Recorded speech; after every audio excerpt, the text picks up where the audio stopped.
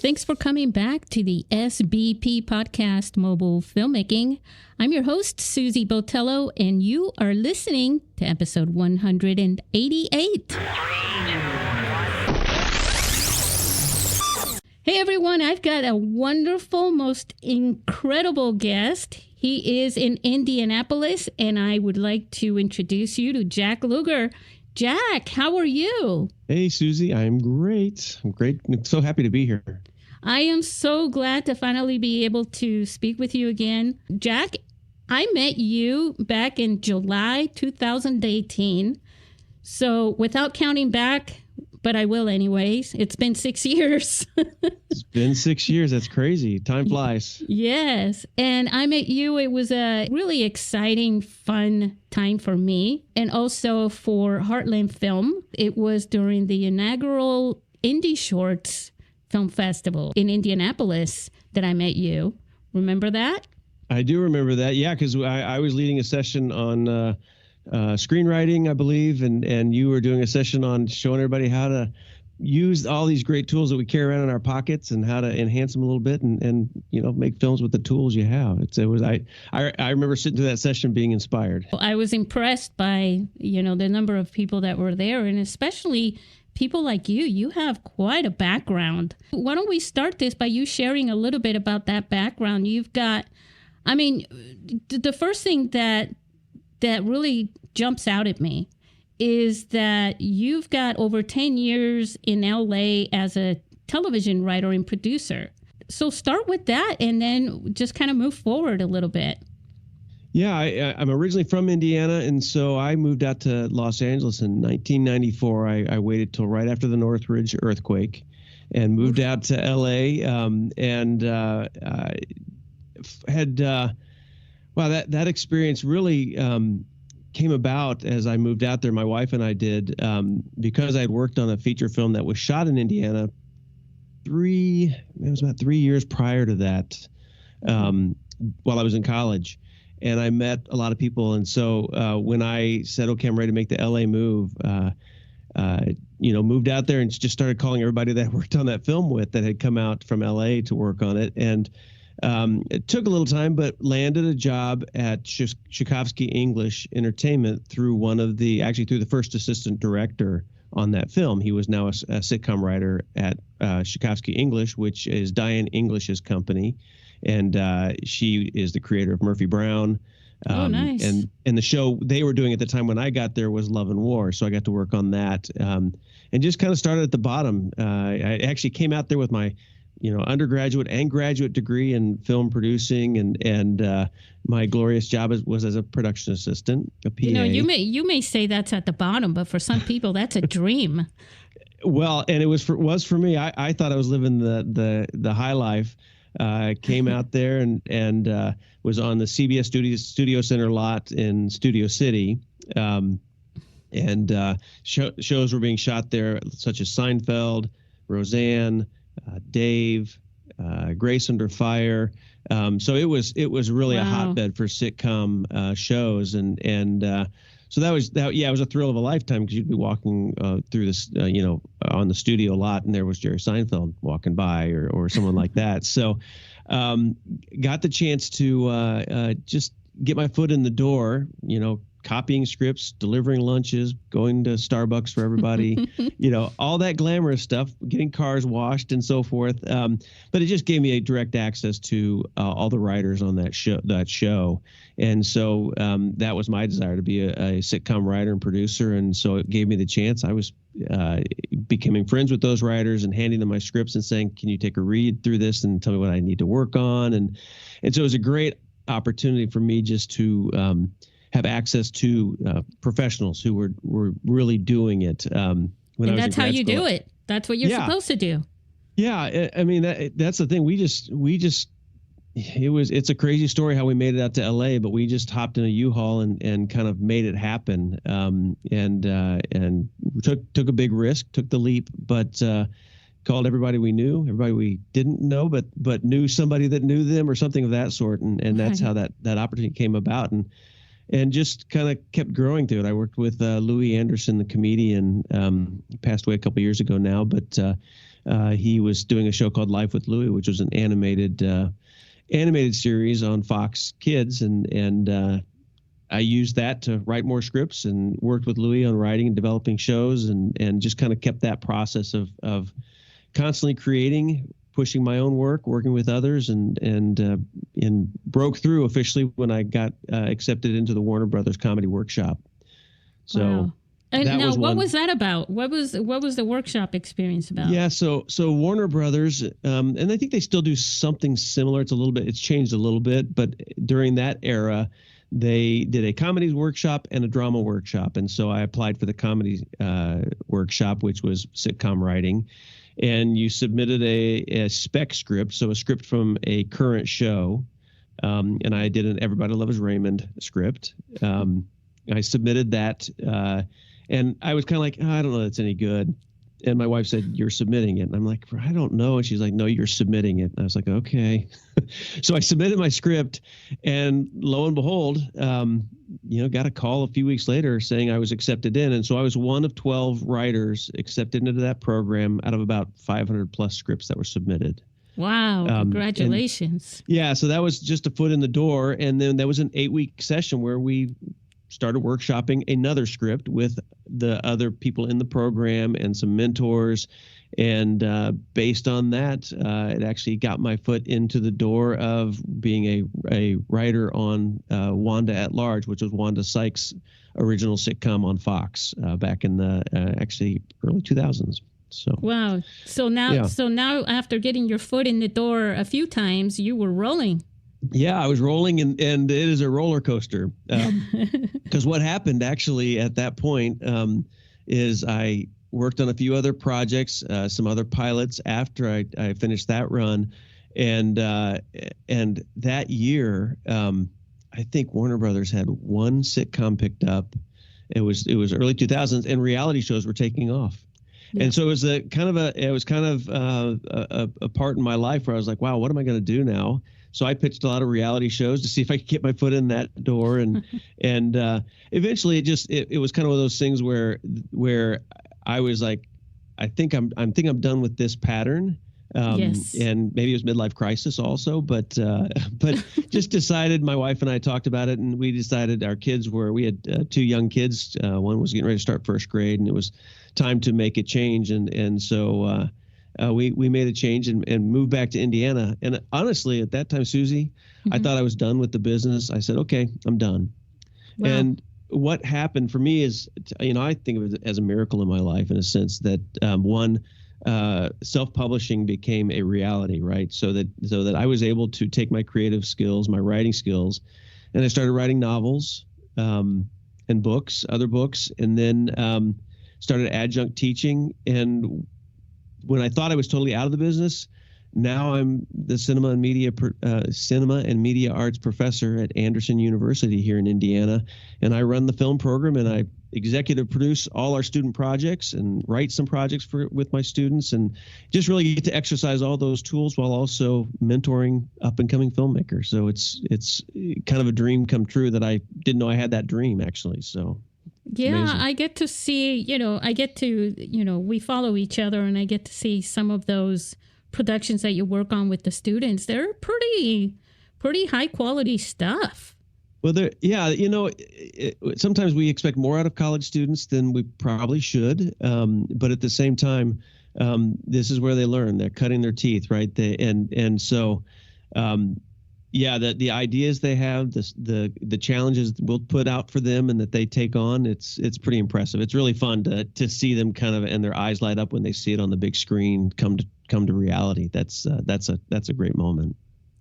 I remember when I was in college and you were talking about screenwriting, and we were asked to blend 2 different shows together and write a screenplay. And if it was good enough, our instructor would help us submit it to some screen contest for television or something that was going on at the time. And yeah. I wish I had all the details of that, but not that I would want to share them here now. But we picked, it was a group of 3 people, And one of them was it was X-Files and what was that one? The Tool Time show that was within the show. Yeah, Home Improvement. Oh, yes. So Tool Time was in Home Improvement. Yeah, exactly. So we selected that, and we wrote the instructor. I mean, we literally couldn't get together enough because we were all busy. But we finally, one night, we sat in my apartment, did not realize that the balcony door was wide open, and we were just pitching. It was the funnest, most exciting writing exercise that I ever did in my entire life, because and it was what prompted me to think I want to be a writer to write commercials for television. Yeah. Because it was just a lot of, ideas going brainstorming, and the guy took it upon himself to take all the notes. Mm-hmm. And then we finished the screenplay. And when we brought it back to the instructor and he gave it back, he says, "This one is definitely getting submitted. I was reading through this and I was envisioning this whole scenario." And he was laughing his head off. It turned out to be hilarious. And I wish I still had it with me, even just a printed copy. But you were just talking about that. And so I was thinking, and I was wondering, with your students, do you guys get to submit some of their projects into competitions and national competitions or anything? We do. We're still gearing up even more so to do more of that, and I've got a pretty high standard that I want my students to achieve. But yes, we are constantly keeping an eye out. Since we're located in Indiana, we do focus on some of the local festivals, or I say local, they're regional to Indiana, specifically for some of their films. But so it just depends. It depends whether they meet a certain standard. They actually, for the past 2 years, we've had our student films in the Indy Shorts, which is the local Indianapolis Short Film Festival, and others around here. It's like 6 years old now, right? So yeah, yes, it's not new anymore. So yeah, we do that, and same with screenplays. Actually, this fall is our screenwriting class coming up. We do that every other year. And so I'm eager to see some of these students and the work they're going to create, because that's one of the things that when I came in there, we were revamping the program. And so it's taken a little time to kind of build up to have a certain level of expectation of what our students here are doing at our university. Obviously, we're not one of the elite film schools like an NYU or a USC or UCLA or something of that sort. But at the same time, as I tell my students, we teach out of the same books. We use the same cameras. All the tools are the same. We just have to have the right mindset, the right attitude about it. And that's what we're really building, is a culture of what filmmakers need to be, and the mindset, the hard work that goes into it. And as they're learning that, we're seeing our work just really improve and skyrocket. Yeah, I know one of the things that has been happening for the last few years as well is, budget cuts to a lot of the secondary schools and universities and colleges and things like that. But from what I've seen, you guys seem to be doing well in that, in the funding for the department with gear and the program, right? Yeah, one of the things that I've really tried to focus on since I came in there is having the proper tools. And so, one of the things that we do with our freshmen, we have a video concepts class. And so our first semester, we get them right into using our camera gear. Because other schools will wait a year or two, and I'm like, why are we waiting? This is why we're going to film school, is to get our hands on these things. And so, right out of the gate, we do stuff with our smartphones, and we have a lot of tools to help enhance, such as gimbals and using the lighting and so forth, still to really enhance that tool, which is amazing already. But then on top of that, we have, more traditional video cams, as well as mirrorless cameras, as well as Sony cinematic cameras. And then we have, we're actually in Indiana, the only school that I'm aware of here in Indiana that has an ARRI Alexa Mini LF. So we have the top tier cinema camera at our access. And usually it's our juniors and seniors who are using that camera. They work their way up to it. Because look, the Yes, the camera. I understand. Yeah, the camera is great, and that's $100,000 camera right there. But the fact of the matter is, if you don't understand lighting and just getting the proper settings with f-stops and shutter speeds and all of those things, and that's the great thing is you can learn that on your iPhone. I mean, I saw you post the other day, which I was happy to see because it was for Android. But Blackmagic, right, offers an app now for iPhone and Android to learn their settings. We have Blackmagic cameras on campus too, and our students love those because their menu settings are so much more easy to use than a lot of other cameras, and they're more portable too. Yeah, and we rig it out and we've got a good set of prime lenses, as well as some like to use the zoom because it's easier and more portable. But right, all those tools. Right, you can have all the greatest tools out there, and you still need to know the basics of how to use the camera, how to set up proper composition, and do your proper lighting, and that's what our smartphones. If you do all that well, right. Steven Soderbergh will attest and show you that you can do major motion pictures with an iPhone. Did you get to watch High Flying Bird by Steven Soderbergh? I did. I've watched that one, and I haven't seen Unsafe all the way through. I've only seen parts of it, but High Flying Bird, which is it's a Netflix film, so I think it's still accessible on Netflix. What did you think of it, cinematography wise, and with all your expertise? You know what? I saw it on TV, right? So it's not playing on a big screen, but obviously, even with those cameras, he's got other lighting tools and so forth. But I loved the scene. I think it's like one of the first scenes in there where the agent is talking to the basketball player in a fancy restaurant. Yes. And they could literally set the two cameras back to back almost, I guess, and shoot that scene, of each of them talking without interrupting the flow of the acting, which I thought was so cool. The other thing I remember him talking about was that he would call David Fincher afterwards. They were done shooting for the day, and it was like 2:00 in the afternoon because they didn't have major camera gear to deal with. To unload, he would call him at 2 or 3 and say, "Okay, we're done shooting for the day." And Fincher was in the, they were like, "Yeah, we'll be done in 8 hours still or whatever." So, so and that's the thing, right? We shot a feature 2 years ago, and we're getting ready to release it now, but.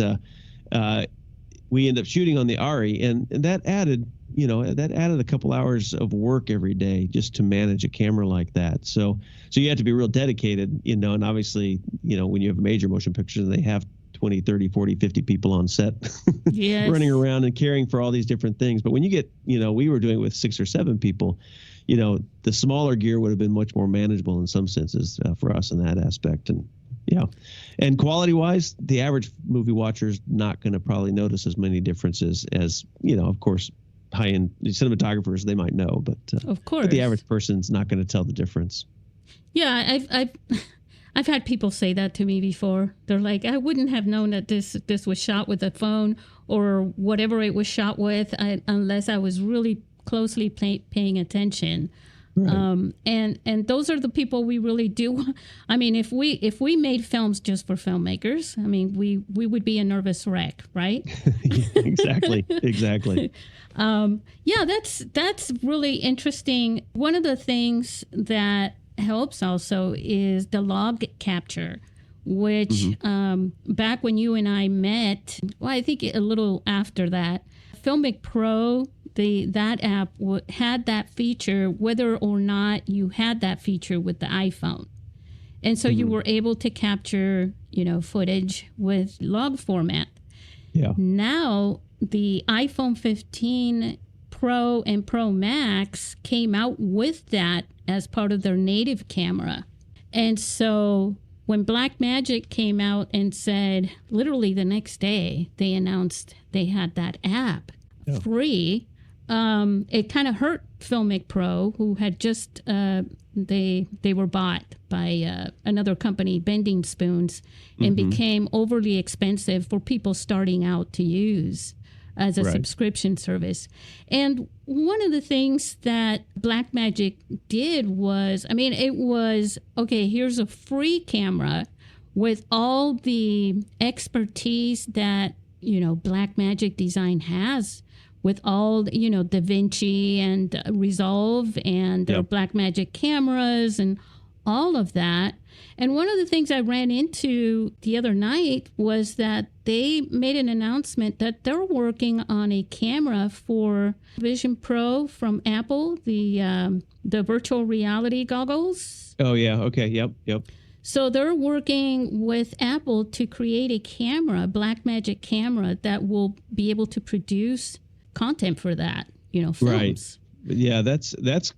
I mean, that kind of scares me because I get motion sickness. So I'm not sure how I'll handle that. I'm getting too old, I guess. But yeah. No, not really. I just think a lot of people, I think there's a difference between handling a smartphone and taking that with you wherever you go, and then, strapping something on your face and, walking around in town with that thing. Right. Big difference. It's pretty crazy. I mean, I'll tell you what, the places where we've come from to where we are today, but and everybody, it kind of brings to mind the AI stuff that people get concerned about. And yes, I maybe I should be concerned, but I'm not, because the human mind creates, so much better stuff right now. And the tools we have, if we truly want to be creative, there's always a difference between what people create as opposed to what machines create. So yeah, and I think Blackmagic and all those technology companies, Canon, they're creating tools for Final Cut Pro, any of those. They're creating tools that we can use to create things as humans. Right. They're giving us tools to create and to tell stories is one thing, in my opinion, but just to concentrate fully on the cameras and the AI technology on their own is a little bit, you're cheating yourself in a way, right? Oh yeah, definitely. Yeah, the thing from a writer's standpoint, I actually, and from a teacher's standpoint, with AI specifically, the things that I see happening, I love to use the tool as a great launching kind of diving board. It gives me that spring to sometimes get started on something that I'm kind of stuck on. But the creating part is still my job, right? And so I'll have students in the class say, okay, let's use AI to help narrow topics down or to create the basics, find your main points. Now it's found your main points. Now you do the research and pull that in, right? And the same as I was trying to help students out just to create a short, simple script that they could shoot for a class project. Actually, one of the projects we do is we create a script and 3 different teams shoot the same script. Yes. So that they come back to the class with basically the same movie, but obviously it's a different movie because each team shoots it, directs it differently, and so forth. But perspective. But my colleague who said, "Hey, can you write a script for me?" I was like, "Oh yeah, I'll get to that, right?" And then he's like, "Can you get that script to me tomorrow?" This was after I kept putting him off. I was like, "Yeah," and it was just a short script. It wasn't supposed to be anything long, but I literally knew the idea I wanted. I knew how I wanted it to end, but I couldn't. It was like just getting the motivation. Yes. And so I asked. I think it was ChatGPT at that time. Right. I just said, I asked it to write the script. It literally didn't write a script. It wrote about a half a page. But I read the first 3 lines, and it got me unstuck. I was like, now I know where to go with this, right? And it was that little motivation that I needed to kind of to jumpstart, right? So it was what I was going to say, jumper cables. It's right? The Gemini Cricket. There you go. Yeah. Give me that little boost. So I that's the thing, right? Is the tools are out there to help us create better things and be inspired and so forth. And so cameras are that way. Our editing tools are that way. The skill of knowing how to edit it all goes back to, can you tell a good story, right? And so that's why I'm always going back to, let's tell good stories. And so whatever the tool is, right? To me, I'm like, there's no need to pick up a camera until you have a story to tell. There's no need to, so all these things start back at the beginning, which is why I love to write. I love to create those stories out of whole cloth and go from there. So quite honestly, doing graphics as a graphics designer, and I would get, like teenagers and stuff. I want to learn how to use Photoshop. And I'm like, you can't just dive in there, and you have to have some sort of a vision or a concept or an idea what you want to create. And then you start digging around and pulling things together and creating things. But it's really hard for people to understand that when they just want to learn how to use a tool. Right. It's like, what do you do with a hammer, and a nail, unless you want to? I should be talking to you. I know you're a carpenter in a way too. That's one of the things we work on as a university is we're really thinking about critical thinking. Our critical thinking skills. And so, yes, we're teaching it in the confines of film and television. My colleagues in graphic design, we have a visual communication major, which is tantamount to graphic design, but it's so much more than that, right? Because it's not just here's how you use Photoshop and here's how you use Adobe Illustrator and here's how you use Lightroom. It's what are you communicating? And then here's the tools, what tool is best to communicate that with, and so forth, right? So it's really about critically thinking about what problem are we solving. Same with our stories that we tell. What are the stories that we're telling? Okay, now how are we going to make that happen, right? How are we going to tell it? Are we telling the story through comedy or through drama? A variety of different things like that. And so if we learn how to critically think, we can process that. And then you've see people that they get access to Photoshop or even Canva now, right? And because they have access to 30 different fonts, they use them all, right? And what we understand is that certain ones go with certain, messages, and we understand that, but it's a learned skill. I mean, it's an art and talent, but it's also a learned skill because we have so many tools. That doesn't mean we use them properly yet. So that's what we're working on. Yeah, and I think at the foundation of all these things that we're talking about is the artist. Mm-hmm. That can sometimes get lost in the tools, in the tool bag, and all these, especially now where we have so many options. Going back to the smartphones, from the Ari to the Blackmagic camera to the Red Cam to the, going back, and even in the smartphone lineup, right? I was just talking about the 15, and now the 16th iPhone is coming out. And, you can go back and make, Sean Baker shot Tangerine with a 5S that played at Sundance on a large screen. Yep. And made a big name for himself. And then Magnolia Pictures picked up that show. They did a theater run for it in the U.S. It's, for all I know, it's still on Netflix. It's been on Netflix since like 2015 or something as well. And, so someone saying, if you guys who are listening, you're thinking, well, what's the best camera? Change that into what story do I want to tell? And then just grab what you have available to you. Yeah. And I mean, I'm saying don't overthink it on one hand, but really take advantage of the tools to create your best film that you can with all those things, and go ahead and challenge yourself to go even further than that, right? Yeah. Well, the best camera to use is the camera you have access to. Mm-hmm. And so as I preach to, we do a film camp for high schoolers, and of course they come and they have access to a variety of different cinema style cameras and mirrorless cameras when they're with us for the week. But I say, what do you do when you go home? You probably don't have access to these types of cameras. What do you have access to? And then I point out they've all got a 4K camera in their pocket that they have a tool that is better than anything I grew up with and had access to in college. And so, the best camera is that one that you have. And this was, it's probably 10 to 12 years ago, but my daughter was interested in doing film and I was adjuncting, but I wasn't really deeply involved in doing stuff for the time being. And she wanted to do the 48-hour film project. Oh, yes. Right. So I was like, oh, we just don't have a camera. And my wife said, yes, you do. And I was like, okay, yes, you're right. And we shot it on her iPhone. I mean, we got Filmic Pro on there as the app. I think it was a $5 app at the time. and we shot, a film. We pulled the tools we had together and we made it work. And I think at the time you could get a 30-day trial of Premiere Pro and, things like that. So we did it as cheap as possible, and we made a coherent film. We shot it in 48 hours and planned and shot it in 48 hours. So it had some needs, right? But the whole thing that really kind of, for me, it really solidified is quit making excuses. Yeah.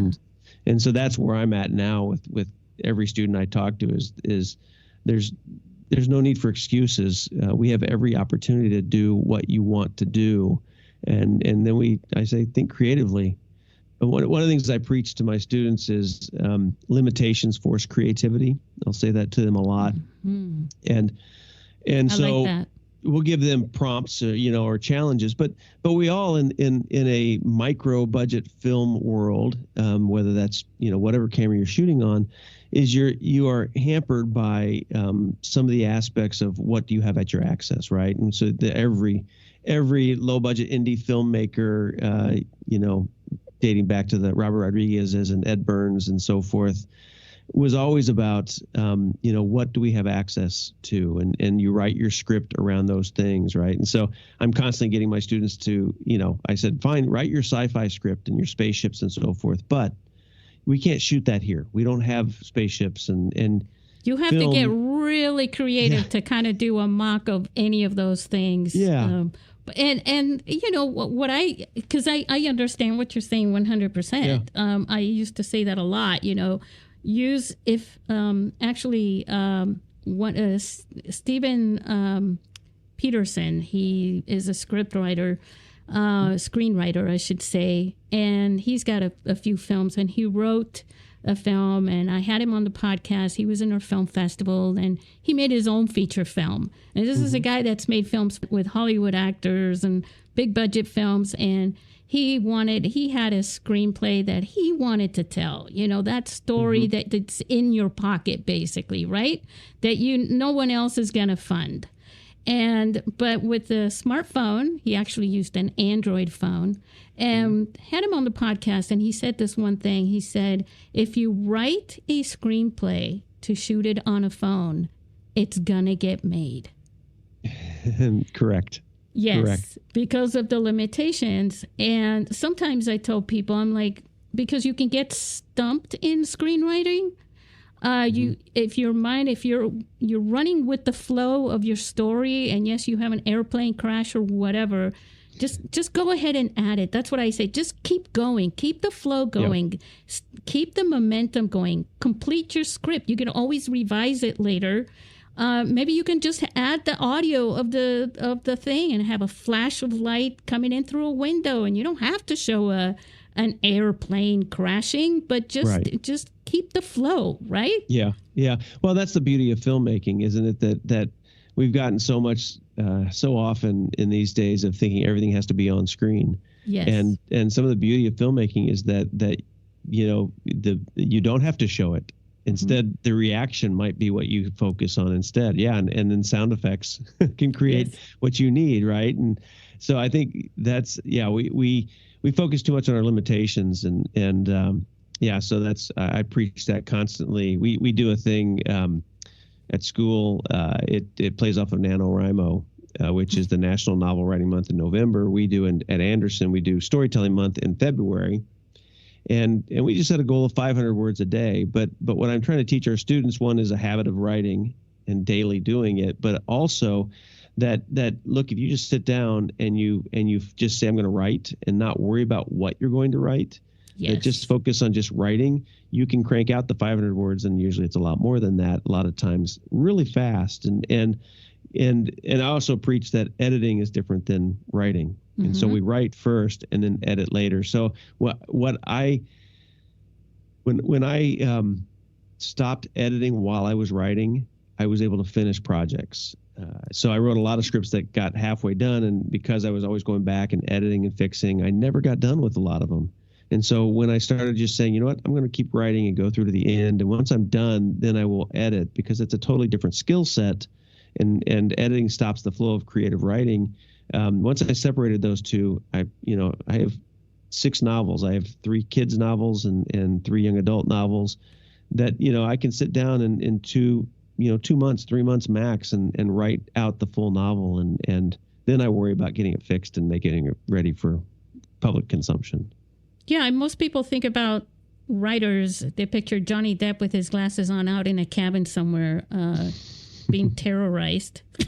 Yeah, exactly. But luckily, that's not how it works.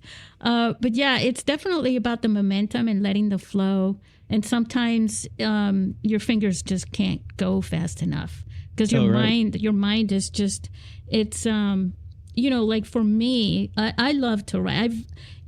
I enjoyed writing a lot when I was a kid. And I literally spent one summer. It's funny you were talking about that nano thing. We were spending the summer in Spain.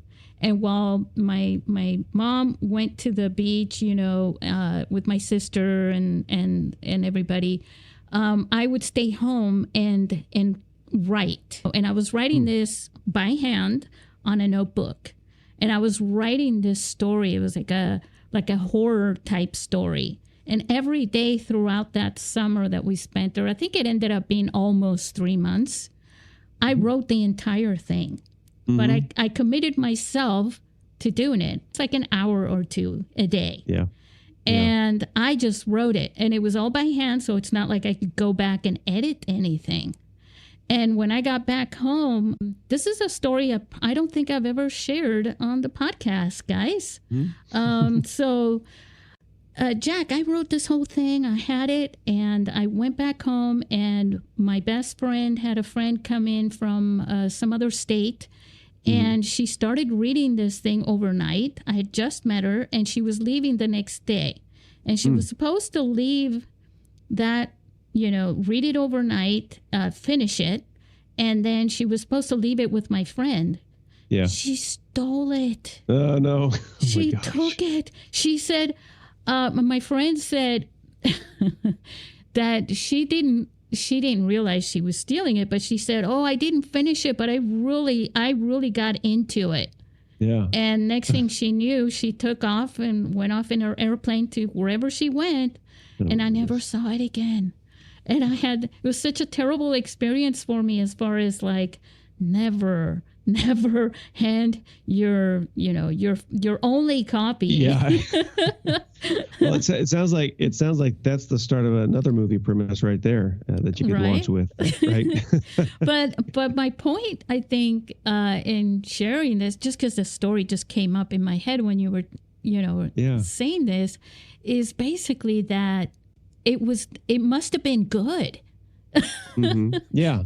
Yeah. If it's captivating enough, people will read it. And for anyone that's out there writing, that means people will buy them from you. And what an easy thing to do. I mean, now we have the technology, right? To just do it all on the screen and edit and things like that. But back then I was just a teenager with a notebook and a pen. Right. Of course, it still points to back up your work, right? Right. Somehow. Yeah. Well, this is the thing is that I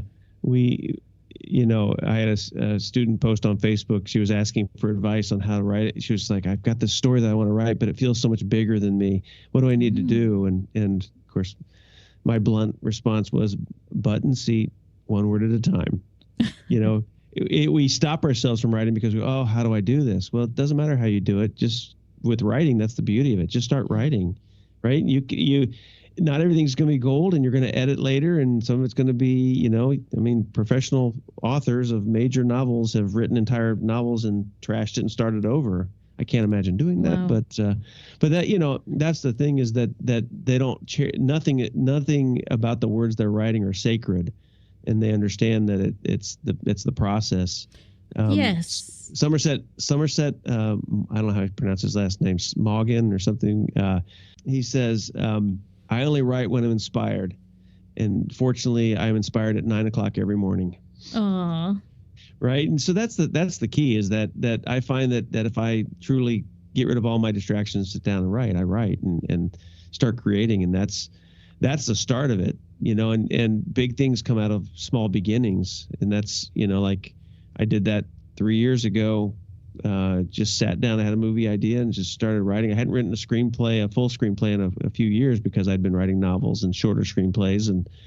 But that one came to me and did the process. And next thing I know, I was setting a year out date to start production on it. And, but from that small step of just putting a few words on the page and playing with that idea became an actual feature film. So it happens, if you put your diligence and stay focused, it happens. When it comes to short filmmaking, especially with the ease of this tool of the smartphone, it can be very easy to just think, I just need a shot list, basically. Mm-hmm. I just need a guideline, an outline of some sort, but it's a short film. I know what I'm going to do. You usually, for something like that, you've got maybe just one person, is your whole crew, 2 people, 3 people, whatever it is. But I'm trying to push for everybody, and more people are consciously doing it now, because I feel like when you have that screenplay, now you've got something instead of, you and I, you've been in LA, there's a lot of, everybody's a producer. Yep. And they've got nothing other than just saying, I'm a producer. But, everybody's got the story. I'm going to make a movie. I'm making a movie. It's like, okay, show me the movie. Yeah, because exactly. That's your selling product right there. If you want to call it a product, that's your idea. Right.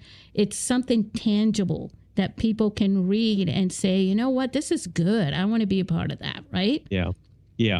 Oh, I had so many friends and acquaintances that would always talk about their project that was they would even say, oh yeah, it's been greenlit. It's happening now. We're scheduling, right? And those movies have still never been made. Which is, why I preach to my students, don't wait around for somebody else to give you permission. You do it, right? And that's what's great about this economy that we're in these days, is that we don't have the gatekeepers telling us we can't make our movie, or we can't write our book. We can't make our music. No, we have all the tools now, right? Yep. Now it's hard work always still finding the audience in some senses, but the great thing is, your film festival, at the Mobile Film Festival being available, you can find an audience, and that's what the beauty is. And so this culture that we have, where we can, the gatekeepers are out of our way, in a sense. We can make our movie. We can get it out to an audience. We can, spread it around, and there are actually, buyers for shorts and features, right, that are independently made. And are they get rich opportunities? Probably not. But if what you want to do is make movies, nothing's stopping you anymore. Nothing is stopping you. There's a very powerful thing that I like to kind of preach, which is the community part of what is happening today. Mm-hmm. So you have an entire community online of people that you meet when in our film festival. There are people that meet each other, and then they meet each other in person, or they meet each other through the online or the movies that we're presenting at the film festival, and the social media following and all these things. The thing is that you have a support system when you have the community, and independent filmmakers can really, really help each other out in the distribution part. Because if you think about what social media is, it's a way to distribute who you are, right? And what you do. And you can create a film, and you may not need to go look for Paramount Pictures or Netflix to distribute your film. You can self-distribute to Amazon, for example, and Tubi and all those other platforms. And then you can start building your audience and engaging with them. And by supporting each other, I have this saying where it's like, you're not going to find a single person probably to just hand you $1,000, but you can find 1,000 people to each give you $1. No, this is true. This is true. Jack, I wanted to ask you about your experience as a judge at the film festival with some of the films that you watched. Well, I know that you watched a number of the films because you were judging them, obviously. Yeah. I kind of twisted your arm and said, don't forget to watch these films. Oh, I'd love to. Loved it. Yes. Yeah. What was your takeaway from the quality and, the audio and the video, the storytelling and all those things from the films that you got to see? Wow. The ones that we looked at this year, really a variety of different talents and storytelling styles and so forth, obviously between documentary and narrative and how they approach the use of lighting. I thought, there were some that had just captivating images and you're like, oh, that was captured on a smartphone and just that. And then, use of B-roll. And I was watching one of the shots. I'm like, where'd they set that camera to get that shot? I think it was on a subway or a train or a bus or something like that. It was an outside shot. And I was like, they must have been reaching around the window or something. But, it's like just that creativity to create, unique shots. And of course, that's the great thing about a smartphone is that you can just reach outside with it in your hand while you're driving along and get that shot where, with a bigger camera, you need a whole car rig or with something. With an RE or something, you mean? Yeah. So so using that tool to be so, to truly be mobile and innovative is always fun to see. But then it's also, as the film that was my favorite, one was a narrative film, and I'm partial to narrative filmmaking because I truly believe it's harder than documentary filmmaking. That's hopefully not offensive to documentary filmmakers. It's just I love documentaries, but I'm not going to be offended by that at all because I love narrative filmmaking. It's very artful. Yeah, but I always say, look, and so that's the challenge because with narrative filmmaking, you not only have to have all the camera angles and all those aspects, but you actually have to have actors yes. who can act. And that's where it really becomes challenging on a smaller level. I have a whole, just a greater appreciation all the time for good Hollywood actors because, when you're not dealing with people that understand how to act in front of a camera, because most people that work in smaller communities do a lot more stage work, and it's a different style, and so there's so many different aspects. But really capturing that story from a narrative standpoint, I just love that the nothing about it when you're watching it goes, this is made on a smartphone. You just watch it and you go, this is a great story, and how they captured it, because I know I'm judging for the mobile film festival that it is a smartphone. Yeah. Otherwise I wouldn't think twice about it. And that's what's great about it, is that the quality of content is really up there. That happens to me sometimes where I'm watching films, especially now that they're a little longer, than the 5-minute films. But I forget that I'm watching a film shot from submitted to the festival. Right. So it could be anything. Because I become engulfed, and I'm just, I'm very captivated by them. And I know that you didn't get to watch the feature films. Hopefully this next year, you'll be able to make it down to San Diego. But the feature films are very captivating, and you completely forget that they're shot with a phone. Yeah. You just do, especially in the world of film festivals and indie filmmaking, not to compare it to Hollywood films or anything like that, just for what they are, good stories told by an independent filmmaker, not with a big budget or anything like that. And the stories sometimes really, they're very solid. I know that's a very simplified term, but they really hold substance to the story that they're trying to tell.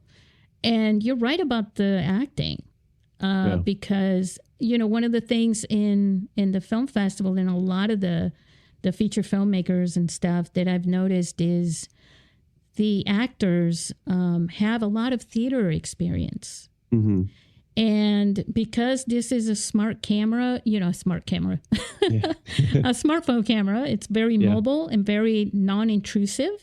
Yeah. They can play into that in a way that they can't with a larger camera. Right. Yeah. They see that big camera in front of them. They get a little bit performy, kind of stagey in a sense. Something that's less obtrusive could be more handy that way and keep their performances on a lower, a pulled back level that you need. So, yeah, it's I think that the great thing about, especially with the smartphone production too, is that it's a lower risk venture as you're especially learning to be a filmmaker. For new filmmakers, right? They're not risking a lot of capital in that aspect. I think about the Duplass brothers talking about their first film. It was called Vince Del Rio. I don't think it ever got finished. I think it got finished, but it never went anywhere. And they spent $65,000 of their own money. This was their first film they directed, and they said it was the smoothest set we've ever had. Everybody got along, everybody was happy, et cetera, et cetera. And then they got to editing and edited it, and they were like, well, it just didn't feel right. And they showed it to friends, and they tried again. And I think they finally just said, okay, we can't do anything with it, right? And that was their first film, and about sunk them in the sense that they could never do it again because they had spent so much on the first film that they did. Instead of learning their technique and where they excelled at, which when they made Puffy Chair, that helped them understand, hey, let's focus on story, not on making a big movie production. We're not trying to be Hollywood.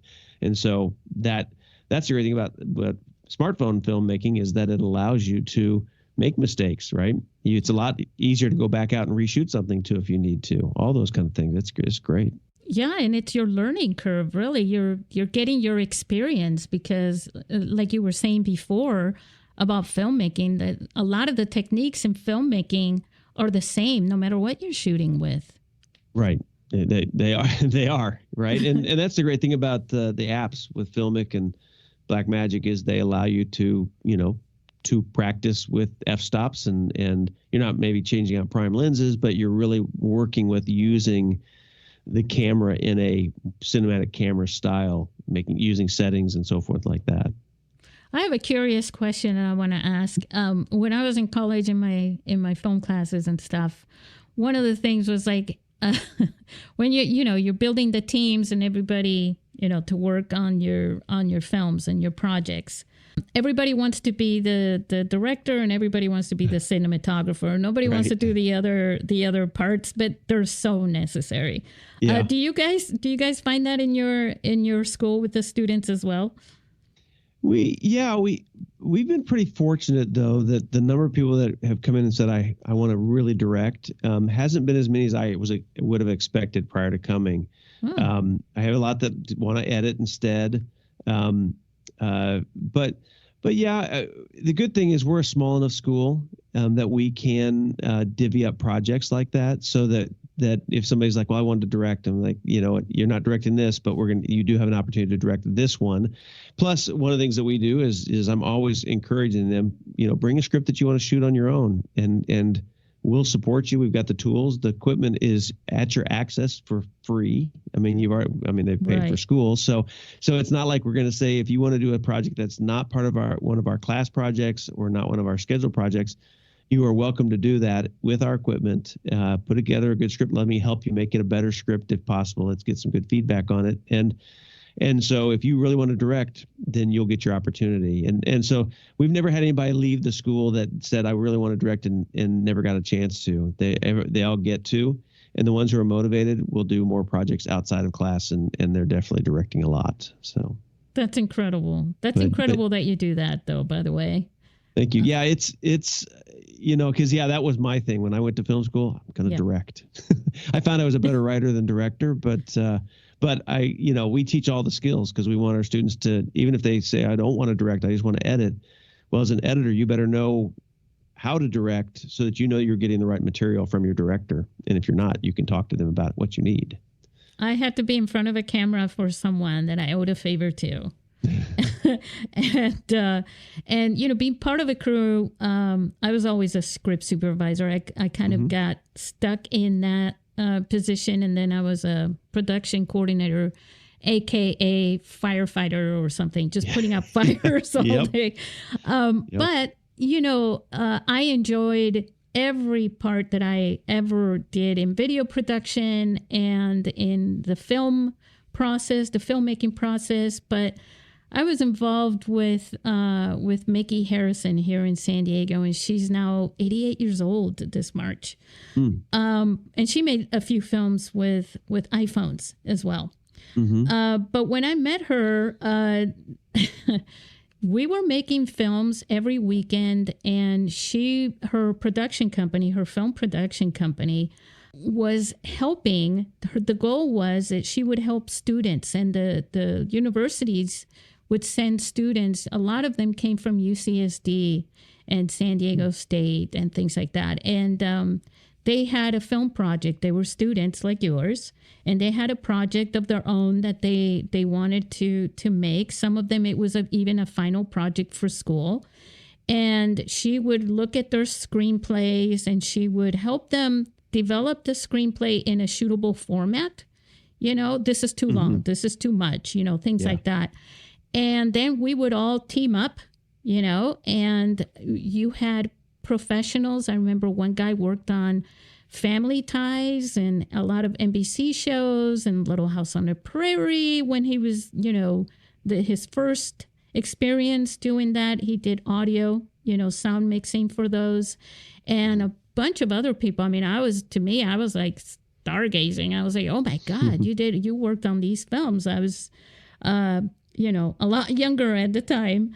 And so she did that. She actually helped out these students, and we did very low budget films that she would fund herself. And we kind of volunteered. She sometimes paid some of us under the table, like, shh, don't tell everybody, right, or something. But other than that, I mean, it was such a great experience, and I was all for it. I mean, I spent probably 2 years straight every single week, and I would work all week, and then on the weekends I would look forward to doing this because we were helping students with their films, and some of them never went anywhere, or anything like that, but they learned, and they got to network with professionals on the set.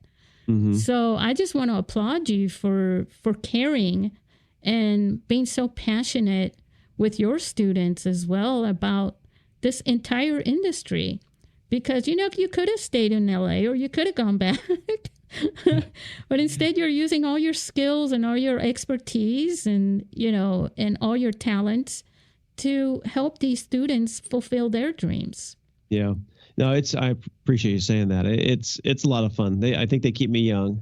So I'm in my 50s now, and so they think I'm old, but I tell them I may look old, but I'm still just a kid.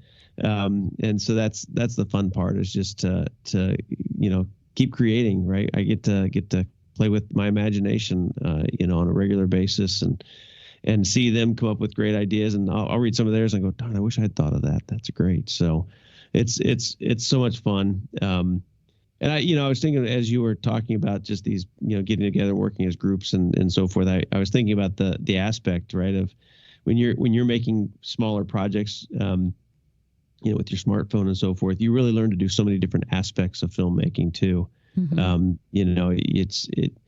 You have a crew of 3 or 4 or 5 people, so everybody's kind of pulling their weight and doing multiple tasks. So you're learning so much more.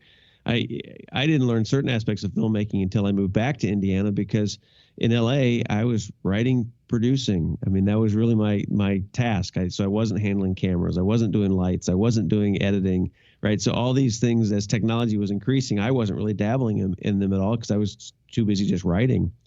Right. You become a specialist out in Los Angeles. But when you come back and do indie film, smaller projects, it's so much more fun. I carry the C-stands. I do the editing. I help set up lights. All these different things that before, I would just stay in the background away from. So that's the fun part in these group projects, is just that everybody can really get together, and it's quite a bonding experience, isn't it? Yes, it is. And you can't, as a script supervisor, if you're working in Hollywood, right, you're not allowed to go help the lighting people with, creatively or however with something that they need help on. They're struggling. Time is running out.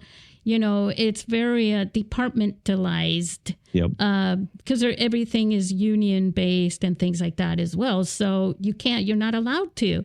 But in indie filmmaking, that is, oh my God, it's just, I miss it. There's a part of me that really misses it. But at the same time, I learned so much from it. And the family building part is fantastic. The people that you meet in school, if any of your students happen to be listening to this, the people that you meet in school isn't always, like when I started school, I was a little lost. I wasn't sure what I was going to be able to do. But the culture and the networking, the people you meet and all those things help you find who you really want to be before you even know it.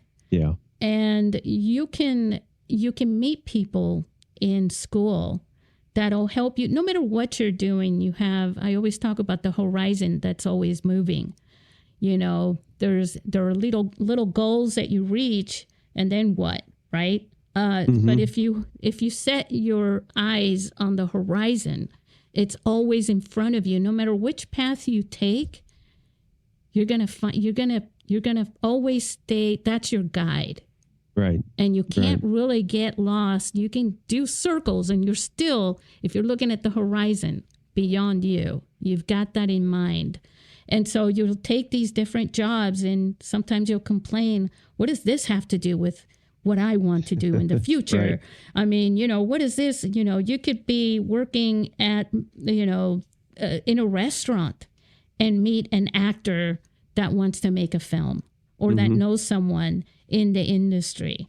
It's just an amazing prospect. But I always think going to school is one of those places where you find the people that are going to help you get there, realize your future, really, right?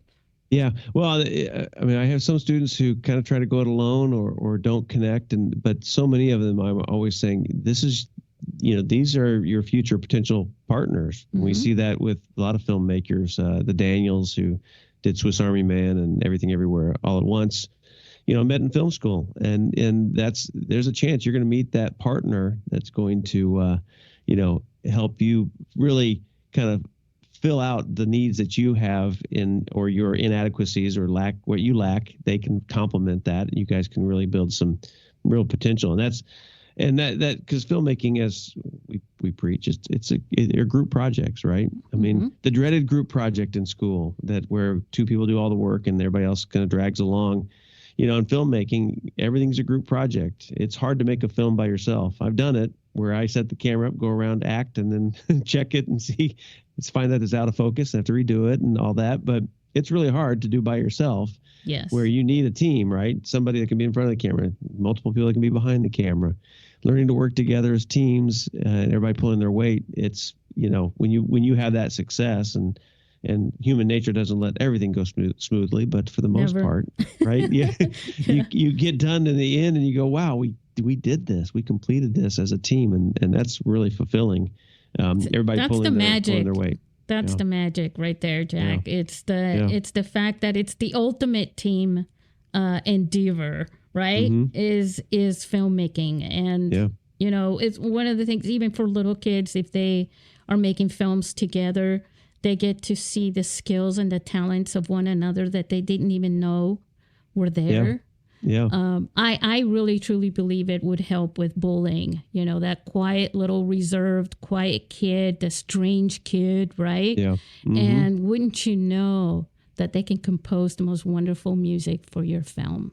Right. That will set your film off in the right direction. That's what we see when we do a high school film camp every summer, and that's what we see with these kids that come from all these different high schools we've had kids come from Portland, Oregon, and down in Florida up here to Indiana to learn filmmaking skills for a week. But it's all these kids that come from schools where they probably don't really have a tribe, but they get together for this week, and it's their tribe of people who are passionate about movies and talking about film and how they're made and all this stuff. And you see them get together and they come from different walks, but all of a sudden they become kind of a cohesive team in just a couple of days because they have so much in common. That's fun to see as these kids that probably feel a little ostracized in their schools that they're at, where they can come together like that and be a part of a little family. We need more teachers like you in all the schools that to believe in those things, to believe in the kids in that sense, and believe that filmmaking is, more than, there's math, there's history, social studies, science, but, film kind of brings all of that together. It's a science, it's technology, and it's art and storytelling. Yep. I mean, it's everything. Yep.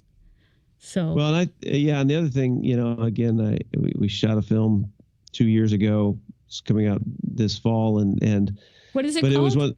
It's called This Train. That's This Train, yeah, and it's and formerly Hellcat. It used to be called Hellcat, but the distributor asked us to change the name for a more conservative audience, so we obliged. I just want people to see the film, right? But one of the great fun aspect for me was that it was a project that all my family participated in. So my wife was my executive producer, and my daughter was my first AD and did continuity for us. My son and his wife were our props masters. Actually, my daughter's husband, we were shooting 2 weeks straight, so he was working full time, but he came out back in the weekends and just helped us, PA, whatever we needed help with. And my youngest son acted in it. So it was just, a family affair between my family and then just a bunch of people from Anderson University and Anderson Connections that were willing to help out with it. And so it's one of those things that as a family, though, that was fun to experience that. Of course, it was kind of me. It was kind of like when you're a kid and you're organizing all the other kids to do something that you want to do. They may not be totally excited about it, but for some reason you're leading the way. I was the big kid and just kind of dragged my whole family and said, "You're helping with this," and they did. So they loved me through it. I really do believe another thing about that is, and I've learned this through our film festival, that it strengthens the bonds between the family members. Mm-hmm. It's good to have a family, working on a project like this together, where like what I was just saying about, the kids in the schools, and within a family where, your little brother and your older sister, you name it, you may have issues with mom or dad, confidence issues or whatever, but all of a sudden the magic comes out, right? And they see that in you, and they see it can change their perspectives. And you're making something happen together. You're really creating something magical. Yeah. And, how cool would it be that a family would shoot a film on a smartphone and then come to submit it to our film festival, and then they get to watch it, and, we roll out the red carpet for them as well, and they get to watch it together. Guess what, Jack? Somebody did that this year. I was listening to one of your podcasts with Reka, I believe is her name. Their family project. That's Shirkley. It's a great thing. I mean, that's the beauty of it, and I'm sure that with families have their disagreements, so film will bring some of that out, but at the same time, it'll bring you all together too. So. Yeah, because you want to see that pull through. So, sometimes when you have a disagreement with people and there's nothing gluing you together, there's no purpose, you can kind of drift away, right? Where, okay, but we need to get back to this, though. Yeah. And that happens on film sets, too, where, I've been on film sets where the cinematographer and the director, they feel very strongly about each other's roles. They both share a vision, a different aspect of that vision. Right. And, they walk off together. Meanwhile, everybody in the crew, we're just kind of standing there in the dark, just like, okay, so what's going to happen here? Right. The mosquitoes are attacking us. What are we going to do? And then they come back together. But, you have to, I just love filmmaking, the whole process of it. You were just talking about the two guys that never completed. They spent $65,000, but man, they learned a lot from that experience. Yeah, the Duplass brothers. I mean, they were able to draw from that. They have a book called Like Brothers. They actually are brothers. But I just actually finished reading it. They're kind of the indie darlings of Hollywood in some senses. Yeah, I know who they are now. I just couldn't remember their name a second ago. Yeah, because they were the executive producers on Tangerine, which was the iPhone film shot. But that's one of the things that I just, if I can, all those books by independent film producers, I consume those if I can find them, because there's just such great inspiration to see what they did. I mean, that was the first book I probably did read was Sex, Lies, and Videotape. The book Soderbergh wrote based on the film that he made. This was back in the early 90s, maybe late 80s, but or something. Yeah. And that book has stuck with me. I still have it. And I actually reread it a couple of years ago when I was preparing my film, just for motivation, inspiration, to kind of really say, Soderbergh did it, and he did it. Of course, he had a little bit more backing with it, but he was shooting on film and their process, and if he can do it, I can do it. That was kind of it, right? And those are good motivators to say those guys were doing it back in the 90s, and they were having to shoot on film. So all the better for us. We're shooting digitally, and we have all these tools. There's no reason we can't do it. Yes. Well, Jack, is there now, guys? We're gonna put links to Jack's IMDb and his website, and are you on LinkedIn or Facebook? Yeah. I mean, I know you're on Facebook. I'm everywhere. I'm hard not to find. Jack. Are you on Instagram too? I am on Instagram. I have an Instagram personal one. I have an author page, and I have one for the film, This Train. So I'm pretty prolific on all the social media sites. But I'll send you links to everything. People can connect with me. Yeah. I'm always glad to talk and see how I can help somebody out, or maybe I'll learn something. I'm always glad to expand my knowledge. Yeah, we'll do a circle of of exchange. We learn from you, and maybe there's someone out there you can learn from. I know that we're gonna talk to you again in the podcast here. So I know this. I don't want to act like this is goodbye. You'll never hear from Jack again. As you can tell, Jack is very savvy. He's quite an expert. He's got a lot of stories to share that will help you guys understand the filmmaking process. And he's a big believer. I mean, this is a guy that works with $100,000 cameras, guys. And we got him on our show for you. He's a big believer in smartphone filmmaking and helping you realize your dreams. And who knows, maybe you can make that great, wonderful mobile film. And, maybe you can meet Jack in Indianapolis or at our film festival in San Diego. I hope so.